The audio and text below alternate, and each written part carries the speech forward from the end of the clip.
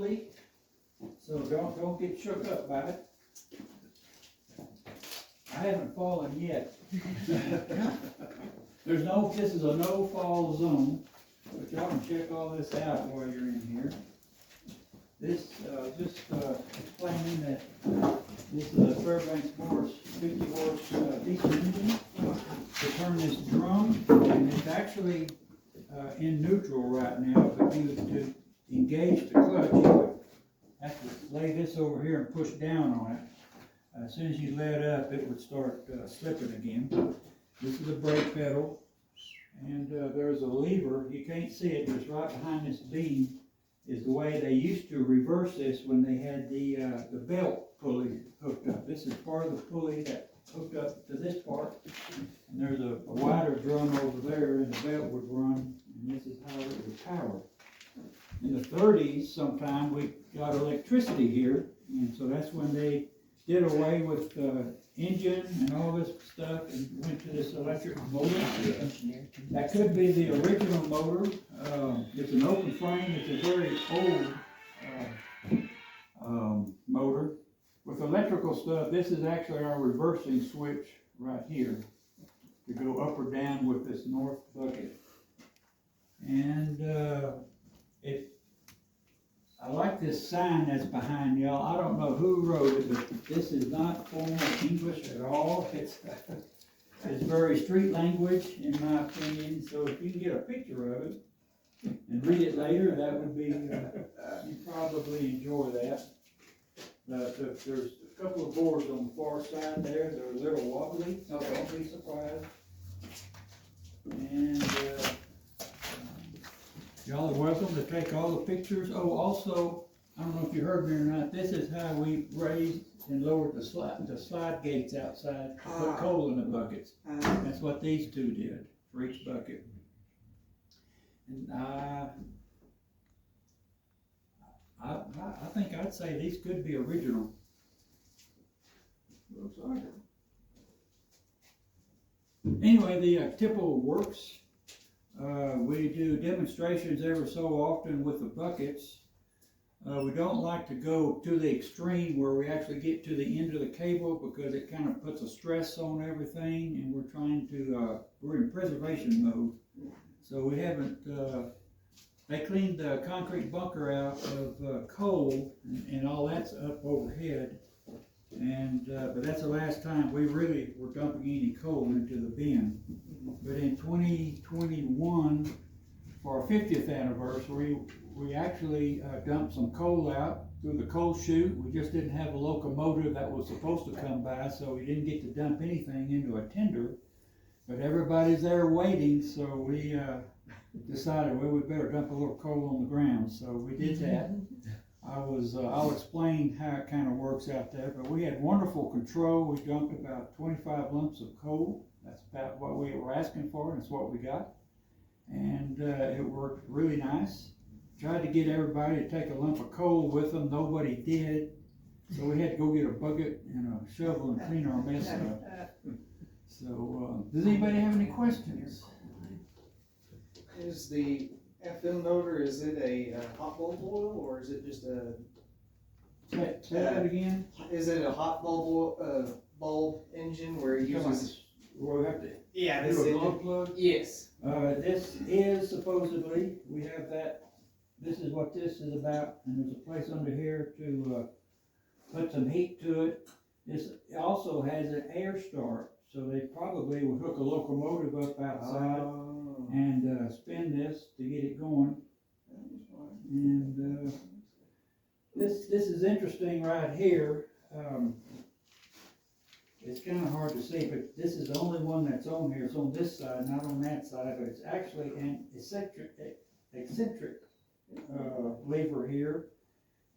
And that's when you take something that's doing something in one direction, like this is spinning this way, and changes it to this, and works this oiler over here and some other things. And if y'all are familiar with Stevenson valve gearing, they use this type of eccentric on working the valves, whether it's reversed or going forward. And so I like to see these things here, make a note of them. And did that spark any other questions? There's going to be a test in just a little bit. But this is very cool. We wished it could be open more, but it's not. Okay, let's go outside and talk about stuff out there. And I can open the door for the sand house, but we really can't go in there. I can kind of explain what's going on if you're not familiar with that.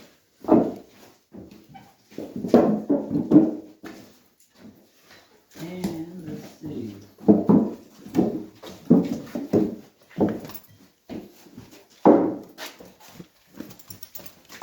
Nobody fell.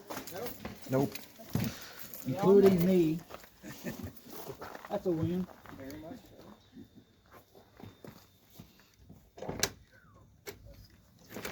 Has a lock on this side there. They just unhook it, and it's kind of that support that goes all the way up, supports it in the middle. So it's you just pull it down. And what was interesting to me to see operate is this piece of metal that's curved up above it, behind it. This is the gate, and it actually slides down, and coal will start spilling over the top of it onto the chute and come down. And so when you want to close it off by using this chain, this long chain that goes up to that pulley,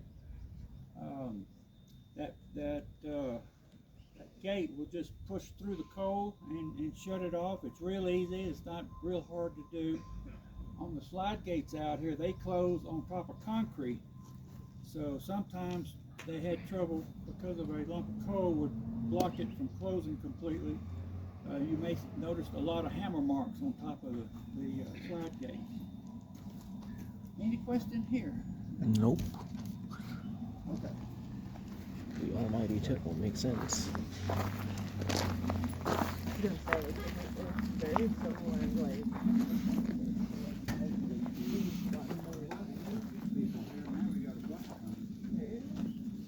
So sand would be delivered in open gondolas and be hand shoveled or whatever way they could have built something to slide the sand into the open area.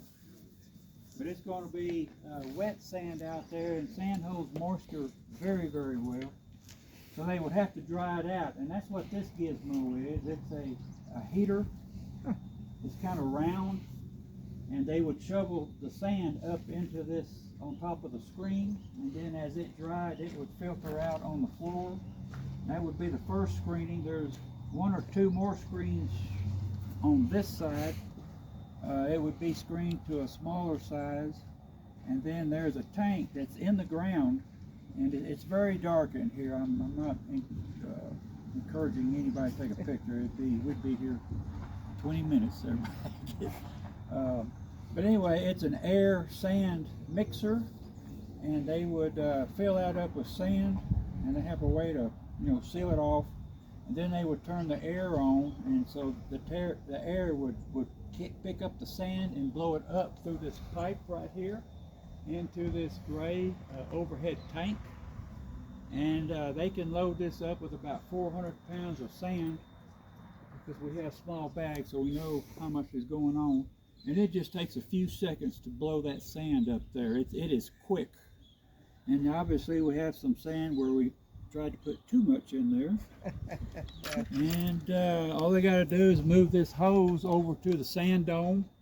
And then you can probably see that long steel handle that goes up to a butterfly valve, which they open up. And the sand, there's no pressure behind it, so it kind of trickles out, but it will eventually fill it. And in the past, they've had to carry bags of sand like this, or they might have a pallet that would be one big sand bag, and they would have to get a front end loader, a forklift, a heavy forklift, to raise that up and let them, with buckets, fill the sand dome up. And that's what we want to take a moment to show y'all. This is what we did yesterday, we're gonna do today on our yard tour. And, any questions? No. This is cool. Okay, don't forget about that test thing. I'm learning. Yeah. But anyway, y'all are free to wander about. If y'all are riding a train, I